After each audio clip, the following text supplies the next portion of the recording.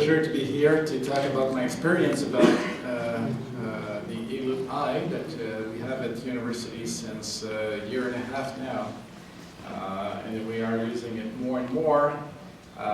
Some challenges when you are at an institution, an education institution like a university, because we have our students playing with that kind of machinery, and to have very good measurements, it's difficult because you have to get used to any kind of topographer. Eaglet Eye is one, any kind of machinery that you have.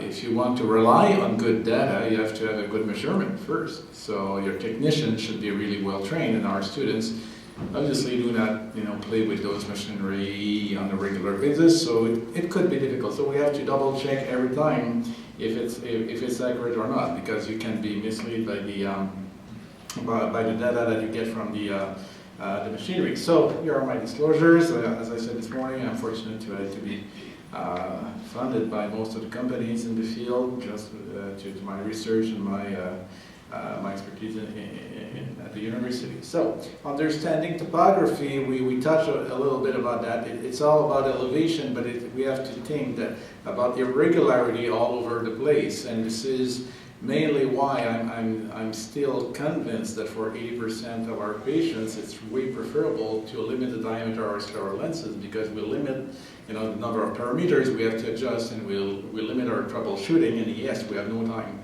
to call the lab for every patient. And the simplest design, the most effective design, are certainly the one that are relying on smaller diameter lenses. But for those who are needing larger lenses, because we have some cases we need larger lenses, we have really to look at the topography, and Eaglet Eye help you to evaluate this surface that was almost unknown 5 years ago. Certainly we have to play with the numbers to see the difference between the nasal and the temporal and the superior and the inferior. So not every quadrant are similar, and we have to figure out what are those differences. Even there were published many years ago the mapping of the conjunctiva based on the study made at Pacific University. And again, at 15 millimeter chord, you have probably 2 to 3 diopter of conjunctival toricity, but this number will just skyrocket if you go larger than that. So the larger the lens is, the higher the variation among the elevation will be. And so I totally agree that it's mandatory nowadays, if you go over 15 millimeter of diameter for your scleral lenses, to rely on dual axis or toric peripheries or back toric surfaces to have the best fit possible for the patients. And this is another example from the Pacific University work. So if you look between 10 and 15 millimeter, then here you have almost no variation. But if you go over 15 millimeter, the scleral angle varies a lot between the temporal superior to the nasal inferior. And for most of the design actually in the field, if you don't have the right lens to try on the patient, you're completely misled by what you have on the eye at that moment. And the shape of the eye, obviously, we all know that now, is completely different to what we get used to think about. We were trained to have this eye in mind, while most of your patients are entering in your office with this type of profile. Obviously, the transition between the cornea and the conjunctiva plays a major role in the fitting of your large diameter lenses, and you have to be able to measure that transition in order to be efficient in your fitting. So when I was trained by Dr. Boschnik many years ago, 9-10 years ago, I asked him, one of the first questions I asked him, how do you evaluate the SAG value of an eye? And he looked at me and just said, you look from the side. And with experience, you'll know exactly, and you can appreciate the differences if you have a flat surface, an average surface, or a higher surface. And to this day, most of the practitioners around the world are relying on that, very specific and particular method to evaluate the SAG height of the ocular surface. I have to admit that, I'm not that good to evaluate the SAG evaluation with that mean. I really need, you know, Eaglet Eye and other eye profiler to help me to figure out, especially what are the differences. I can't evaluate the overall. Obviously, keratoconus will be, you know, will get a higher sag, probably, but it's all depending on where the cone is, and I have an example of that. So we'll really need to have more objective ways to evaluate our sag profile before fitting. And for the landing, I totally agree with Dr. Langis. It's really crucial. And the higher the vault is, the more, you know, the angle to land on the conjunctiva will be higher as well. So with larger lenses, it's just like if you start your descent, if you're in an airplane from 20,000 feet, so you land heavily on the conjunctiva, and you really need to modify the width and the length of your peripheries to minimize the impact on the conjunctiva. With smaller lenses, you begin your descent from a lower ceiling, and certainly you reduce the impact on the conjunctiva. And this is really another key factor that drives me to fit smaller lenses compared to larger lenses, because I really want to limit the impact on the conjunctiva. Because again, we do not know on the long term what is the effect of a mechanical stress on this on the conjunctiva. Conjunctiva is an unknown world to this point, and a lot of research has to be made out of that. So sag mapping could be made by eye profiler. You can use your OCT as well, but it's a little bit more complicated, because you have to this point there, I think there's just one produced by Tommy, which gives you the 20 millimeter scan that is needed to evaluate the overall surface. Outside of that, you have to do multiple shots, have the patient looking, you know, not in the center, but you have a parallax that is created by the tweaking of your line of sight, and you just add the photo and the maps in order to establish the overall sag. It's not really precise as well. Even if it's an OCT, you have a lot of cause of errors in your measurement, and obviously to have a better vision, an overall vision with just one scan is certainly the way to go. So this is a few cases that I want to present where the Eaglet, you know, really helped me. So you have a patient coming here for contact lens fitting. She has a moderate keratoconus on the right eye, a very severe keratoconus on the left eye. Just based on that scan from the Eaglet Eye, which of these eye get the higher sag? Is this the right one by the show of hand? Is it the left one? Nobody wants to answer. Okay. My students would tell me the left one. Okay. What are the differences between these eye and the overall profit? How these findings can influence the fit? So here are the data. The SIMK on the right eye is 48 by 51. The SIMK on the left eye is 77 by 87. But you notice that we have a flatter conjunctiva here, so the transition is not the same. Even with a smaller lens here, I have to pay attention to that detail here. But look at the overall sag of the surface.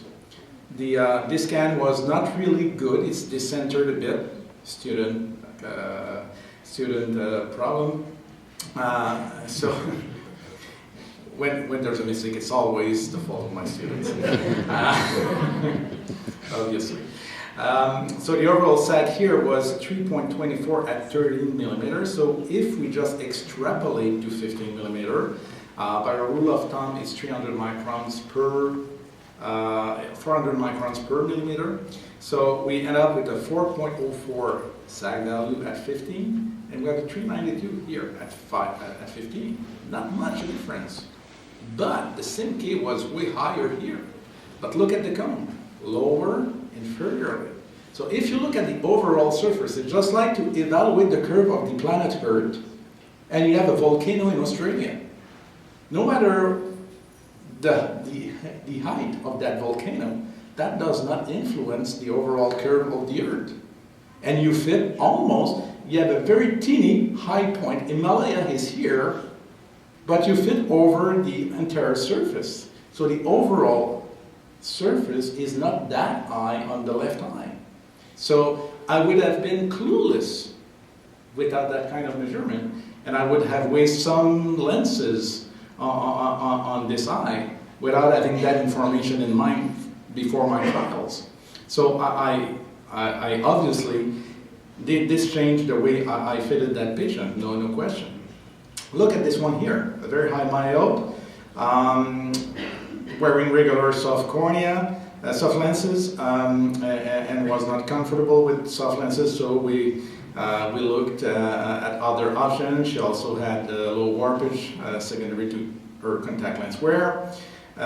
We see the normal cornea here, slightly warped, not that much, but look at the inferior conjunctiva. You know, it tells me right up front by the color map that it's way flatter compared to a normal surface eye. And I fitted her with a large scleral lenses, and after 2 to 3 weeks at the follow-up, here's what happened. Conjunctival prolapse. Is this surprising? No. Pat Caroline described that in contact lens spectrum a few years ago. Prolapse happens when you have exactly that type of, ocular surface, especially in pilosum marginal degeneration. If you have to vault over the lower cornea, and then you have a very flat conjunctiva in the loose conjunctival tissue. So you have a lot of room for the suction occurring under the scleral lens to just grab the conjunctival, the loose conjunctival tissue, and to drap it over the corneal surface.